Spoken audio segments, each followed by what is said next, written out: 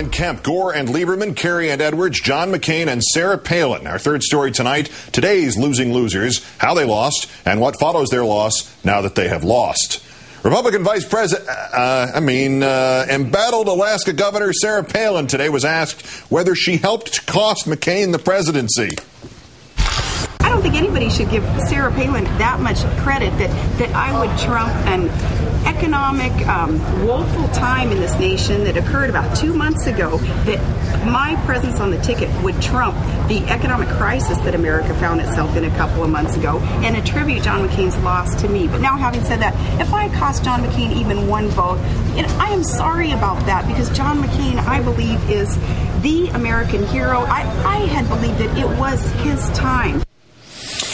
Is Palin getting too much credit for McCain's loss? An NBC Wall Street Journal Republican pollster reports that after last night's results, only 18% of Republicans surveyed want Governor Palin as the party's leader, and new details perhaps about why. Newsweek reporting that Neiman Marcus Gate was worse than we knew, that McCain aides say Palin spent, quote, tens of thousands more than that 150,000 reported, including as much as 40,000 for the first dude's new duds. A Palin aide denied Newsweek's report that Palin had lower-level aides put her purchases on their own credit cards, saying, quote, Governor Palin was not directing staffers to put anything on their personal credit cards, and then astonishingly in the same sentence acknowledging, and anything that staffers put on their credit cards has been reimbursed.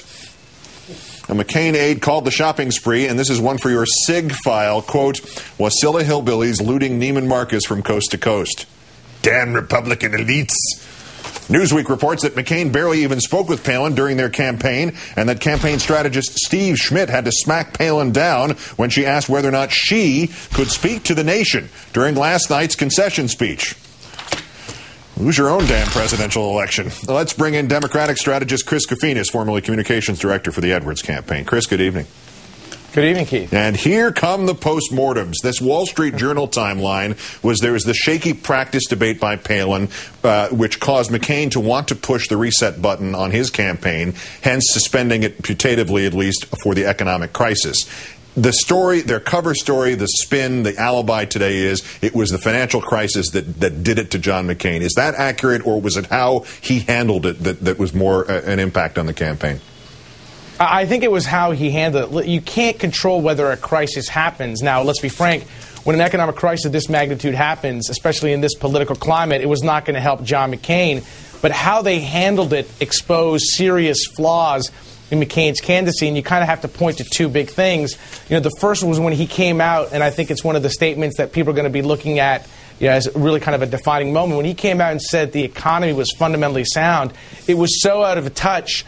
He basically reinforced everything the Obama campaign had been saying for months. And the second thing is when they chose to suspend their campaign and take 24 hours to go from New York to D.C. and basically not lead on the issue, again, it just exposed that this was another political stunt instead of real leadership. And I think when you put those two events together, it just made people wonder, wait a second, does John McCain have the judgment and the crisis management skills to lead this country in a serious time? And I think what you saw on Tuesday night was voters said, no, we think Barack Obama could do a much better job. And Governor Palin's role in this. Now, this poll from about who the Republicans want to lead them, Romney and Huckabee both finished ahead of her in that poll.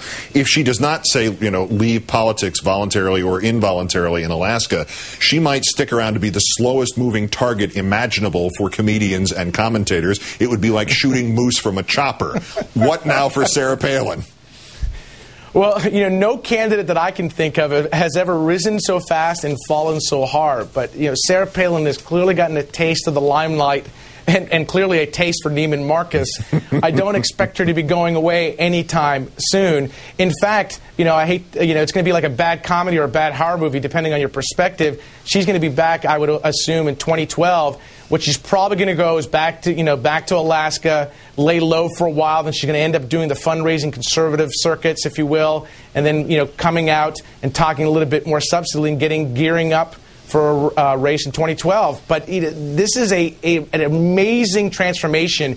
She went from an unknown figure to a star to a caricature in about 2 months. And it's amazing that, that she actually thinks she has a future, but, I guess maybe stranger things have happened, but I can't think of it right now. I may have to donate to her campaign just to keep her in the news. More broadly, after all this, with this defeat, what is the Republican Party right now? I mean, there's no congressman in the Northeast now is from this party. They have the South, some of the West, mostly in low population states. Is this a national party at the moment? Well, it is at least a name. There's a civil war that's going to brew, if not going to erupt, within the Republican Party between the moderate wings and the more conservative right wings. And it's going to be interesting to see how it plays out. What's fascinating to me is listening to some of these conservative commentators. It's like, did they watch the election on Tuesday in terms of what's happening? There is an ideological and demographic shift happening in this country that is putting Republicans in a deeper hole. The way they talk about issues is not connecting with voters. And the way they talk about their ideology and philosophy is not connecting with voters. They keep talking about Ronald Reagan like he was in office 2 years ago. It was 28 years ago when he got sworn in. So the notion that they can simply just go back to conservative principles, become more conservative, and they're going to resurrect the party. Listen, as a Democrat, I hope they keep following that philosophy because it'll be good for us. What about McCain himself? I mean, clearly his finest two moments in the campaign when he defended Obama in front of the town hall in Minnesota, and last night when he defended Obama again. I mean, does he become actually a maverick now against his own party and work with the president-elect? Well, I think you saw maybe an inkling of that last night. I thought it was a very gracious speech. And a very, very powerful speech, just emotionally, in terms of, understanding how historically significant it was that we were electing Barack Obama as the first African-American president. But I think what you're going to see from John McCain, he's going to embrace probably more of his maverick tendencies and try to fulfill his legacy and not necessarily be more of a conservative. But that's going to be an interesting story to watch, how those two candidates, or former two candidates, play together. Chris Kofinas, former communications director of the Edwards campaign. Thanks again, Chris. Thanks, Keith.